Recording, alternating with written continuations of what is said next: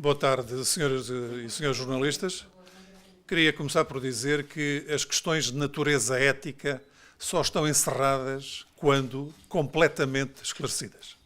O caso que aqui me traz e que envolve os senhores secretários de Estado dos Assuntos Fiscais, da Indústria e da Internacionalização, que aceitaram a oferta de uma grande empresa petrolífera portuguesa, que é a Galp, para ir assistir a um jogo de futebol do Euro, não está devidamente esclarecido.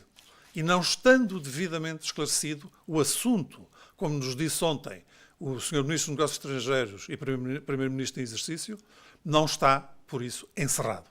E não estando encerrado, temos que continuar a insistir nele para ver esclarecidas todas as circunstâncias que envolvem esta viagem. E não é por causa da viagem em si, é por causa da relação entre o Governo, os secretários de Estado e uma empresa privada dominante no mercado, no caso, na indústria petrolífera.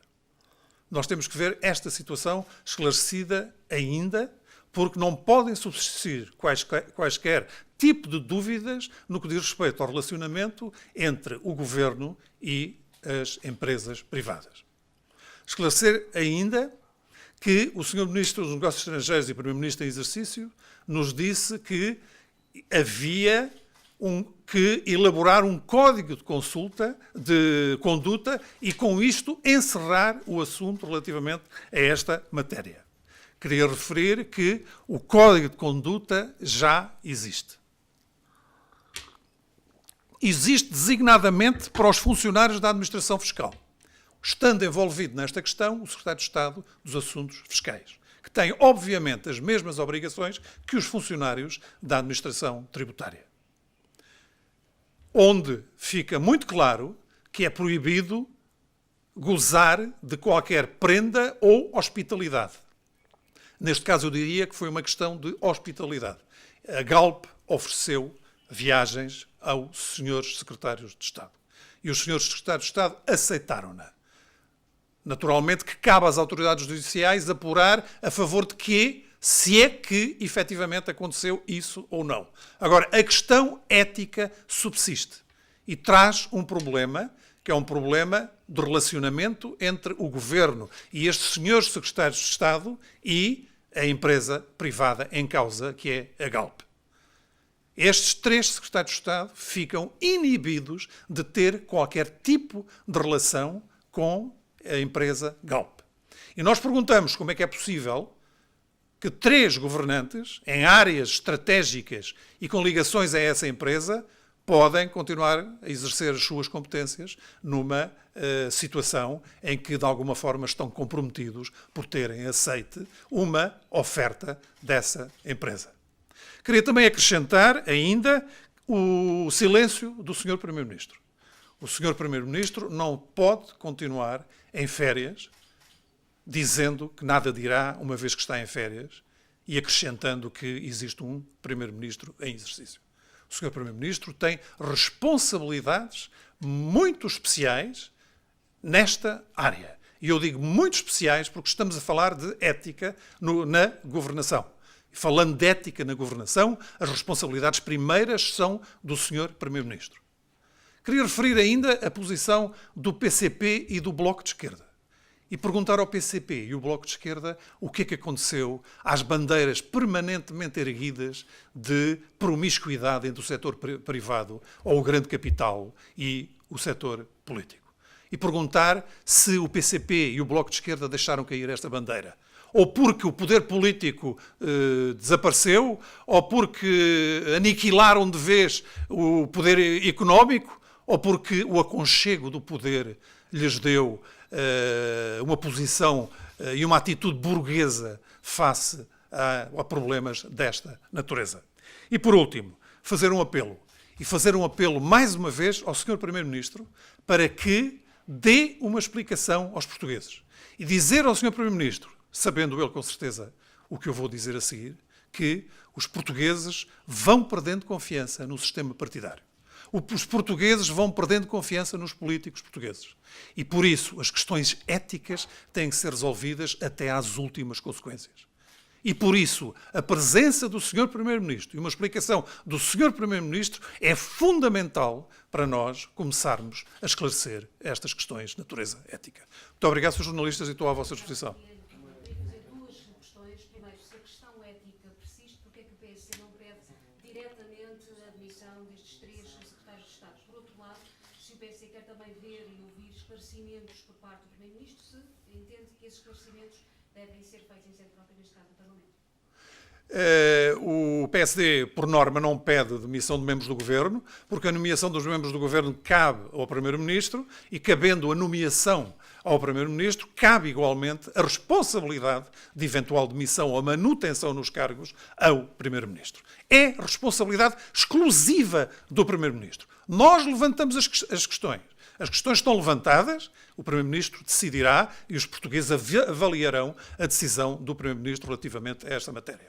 Quanto à decisão no Parlamento, é uma possibilidade, que encaramos, e que naturalmente que, se ela vier a ocorrer, estaremos presentes e faremos essa discussão. A questão também de saber, nesta altura, se estamos a debater efetivamente uma questão ética, se o próprio PSD já estudou quantos deputados laranja fizeram efetivamente viagens oferecidas por empresas privadas. Naturalmente que nós temos acompanhado essa situação dos senhores deputados que se deslocaram, do PSD que se deslocaram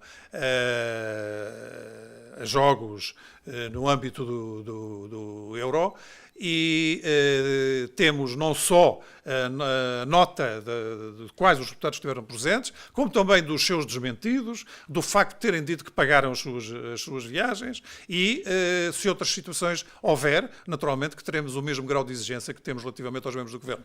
Mas o enfoque principal é nos membros do Governo. Os membros do Governo é quem tem o poder executivo. E quem tem o poder executivo está mais suscetível de poder dar alguma coisa em troca. Queria que esclarecesse exatamente quantos deputados do PSD que estão nessa situação e, enquanto Presidente da Comissão Eventual para a Transparência, como é que justifica a discrepância da justificação da falta para esses dias dos deputados do PSD, em que uns alegam motivos de força maior, trabalho político, e outros fazem-no como uma falta injustificável. Como é que justifica essa discrepância? Naturalmente que eu não sou polícia dos senhores deputados. Cada deputado tem a sua legitimidade, seja de que partido for, e, portanto, cada deputado assumirá as suas responsabilidades perante os eleitores que o levaram a ser deputado. E não sendo polícia dos deputados, não faço ideia de quantos são, mas tenho acompanhado as notícias da comunicação social e, portanto, temos todos a mesma informação. E reiterar que o grau de exigência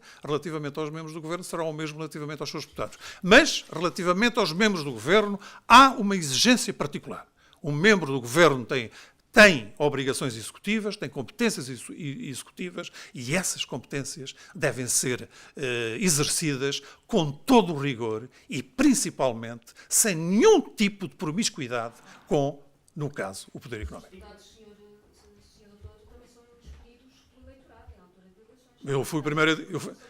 Eu fui o primeiro a dizer isso, não é? Portanto, os deputados foram eleitos, volto e estou a repetir, foram eleitos, respondem perante os portugueses e os eleitores que os elegeram, e os portugueses saberão tirar as consequências disso. Mas não está a fazer nenhuma diligência para saber efetivamente quantos foram, quais as suas justificações, por exemplo, não os chamou para ser aprovado essa votação. Eu queria aqui dizer que, mais uma vez, que é preciso respeitar a qualidade de cada deputado. Cada deputado é eleito per si.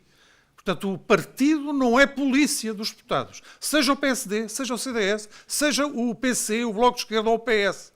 Portanto, cada deputado deve assumir as suas responsabilidades. Se isso tiver implicações no partido propriamente dito, o partido tomará as providências que sejam necessárias. Eu pergunto também se nos últimos anos se tem conhecimento que haja membros do governo do Partido Social Democrata que tenham viajado a conflito com empresas privadas ou até na Federação Portuguesa de Futebol. Da Federação Portuguesa de Futebol, bom, é líquido que não há questões de promiscuidade.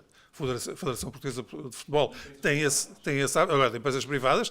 Eu volto a dizer, os partidos políticos não são polícias dos deputados.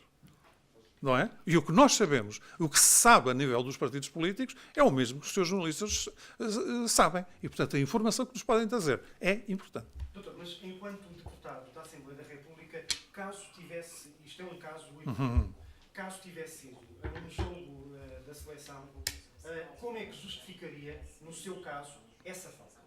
Eu não justificaria a minha falta, mas queria dizer que mais importante do que o caso dos senhores deputados é a questão dos governantes. Nós não podemos desfocar-nos do essencial. E o essencial é a questão dos governantes, porque esses é que têm alguma coisa a dar em troca. E a corrupção é uma coisa exercida de uma forma muito sofisticada. E por isso esta questão tem que ser muito bem esclarecida. E estes três governantes têm condições para continuar? É a questão que já aqui me foi posta relativamente à admissão. Por isso nós precisamos de ouvir o Primeiro-Ministro e o Primeiro-Ministro deve uma explicação aos portugueses. E avaliaremos e tenho a certeza que o Primeiro-Ministro tirará as devidas consequências. Sr. Deputado, porque demorou o PSD praticamente 48 horas a reagir a esta polémica, que pode considerar-se a grande polémica do verão até o momento? E eu direi que não é muito tempo, 48 horas, não é? Porque a questão é complexa, a questão é sensível, porque todas as questões de natureza ética são sensíveis, a questão pode vir a assumir furos de natureza criminal, uma vez que a Procuradoria-Geral da República já está, enfim, a indagar da possibilidade de abrir um inquérito criminal ou não, e, portanto, eu acho que 48 horas são um sinal de prudência do PSD relativamente a esta matéria. Aceitar um convite destes pressupõe uma contrapartida? Pressupõe corrupção? Não pressupõe corrupção. Nem queremos estar a dizer que pressupõe corrupção ou contrapartida.